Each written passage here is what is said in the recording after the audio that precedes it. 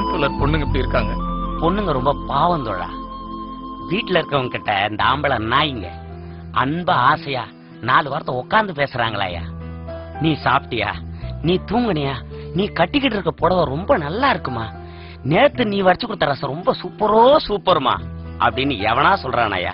இப்படி சொல்றத விட்டுட்டு எவளுக்கோ ஒருத்திக்கு போன் பண்ணி, ஹாய் ஹடி, நீ நல்லா இருக்கியா, நீ சாப்பிட்டியா, நீ தூங்குனியா, நீ அழகா இருக்கடா செல்லம் அப்படின்னு வாய்க்குசாம போய் சொல்லுவானுங்க.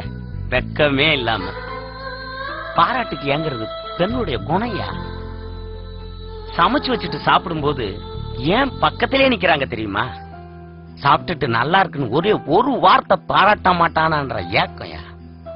இப்படி பாராட்டலன்றத புரிஞ்சுக்கிட்ட இந்த மாதிரியான நாய்ங்க அவங்கள தவறா பயன்படுத்துறானுங்கயா.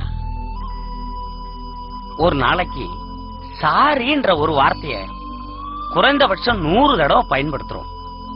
எங்கோ யாரோ முகம் தெரியாத ஒருத்தர்கிட்ட சாரி சொல்ற நீங்க ஏன் பொண்டாட்டிக்கிட்டையும் காதலிக்கிட்டையும் சொல்ல மாட்டீங்க? மேல் சாவலிசம் ஆனாதிக்கும். ஒரு விஷயம் சொல்றேன் தோழர், நம்ம வாழ்க்கையில எங்க யாருகிட்ட எப்படி வேணாலும் ஜெயிச்சிடலாம். ஆனா அன்பான மனைவி கிட்ட, உண்மையான காதலி கிட்ட தோத்து பாருங்கயா, வாழ்க்கை நல்லா இருக்கும்.